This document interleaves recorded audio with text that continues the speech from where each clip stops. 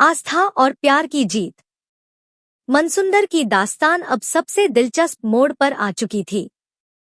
सबको लग रहा था कि रूही की जिंदगी पूरी तरह बदलने वाली है, लेकिन जिसने खाटू श्याम बाबा को अपना मान लिया हो, उसके साथ अन्याय कभी नहीं होता। रूही के जीवन पर संकटों का पहाड़ टूट पड़ा था। हालात ऐसे बने कि उसे अपने सपनों और खुशियों की आहुति देनी पड़ी। उसका मन जानता था कि उसके सुहाग पर खतरा मंडरा रहा है, इसलिए उसने आंखें बंद कर खाटू श्याम बाबा के चरणों में प्रार्थना की। बाबा, यह मंगलसूत्र मैं आपकी शरण में अर्पित करती हूँ। अब इसकी रक्षा आपका काम है। आंसू उसकी पलकों से ढलकते रहे, लेकिन भीतर विश्वास अटूट था। इधर घर में शादी की तैयारी जोरों पर थी। शहनाइयों की गूंज से माहौल भरा हुआ था, पर रूही का दिल रो रहा था।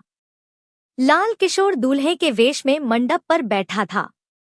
रूही के हर कदम से उसकी मजबूरी साफ झलक रही थी।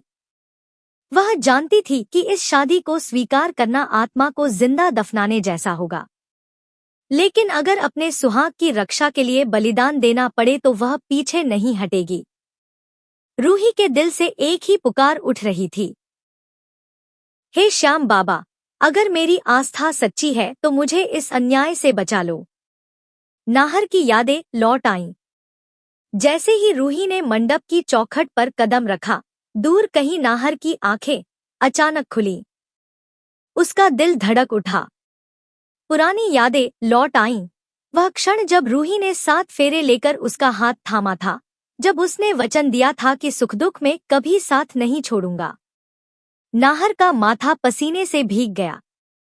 एक पल में उसने फैसला ले लिया, मुझे अपनी पत्नी को बचाना ही होगा। मंडप में हलचल। मंडप पर रस्में शुरू हो चुकी थी।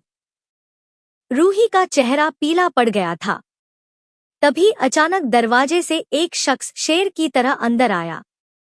सेहरा बांधे, दूल्हे की पोशाक में, आंखों में चमक, वह नाहर था। सन्नाटा छा गया। लाल किशोर और उसके लोग घबराकर खड़े हो गए। नाहर ऊंची आवाज में बोला, रुको, यह शादी नहीं हो सकती। रूही मेरी पत्नी है। मुझे सब कुछ याद आ गया है। 7 जन्मों का बंधन कोई मिटा नहीं सकता। रूही की आंखों से आंसू बह निकले। उसके मन ने कहा, श्याम बाबा, आपने मेरी लाज रख ली। सच का पर्दाफाश। लाल किशोर गुस्से से नाहर को रोकना चाहता था, लेकिन नाहर गरजते स्वर में बोला, रूही के गले का मंगलसूत्र मैंने पहनाया है, उसके माथे की बिंदी और सिंदूर मेरी निशानी है। कोई और उसका अधिकार नहीं ले सकता। यह सुनते ही पूरा मंडप हिल गया। घर के बड़े बुजुर्ग भी मान गए कि रूही पहले से विवाहित है।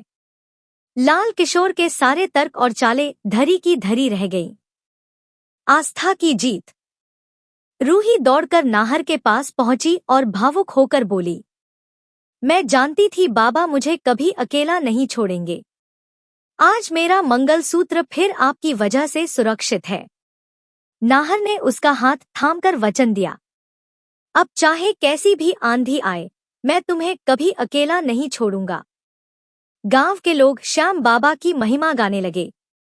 सबने कहा, सच्चाई और आस्था कभी हारती नहीं। लेकिन यह अंत नहीं था। लाल किशोर की हार ने उसके मन में जहर भर दिया।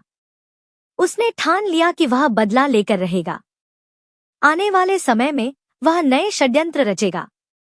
अब देखना होगा कि कैसे नाहर और रूही मिलकर हर साजिश को नाकाम करेंगे।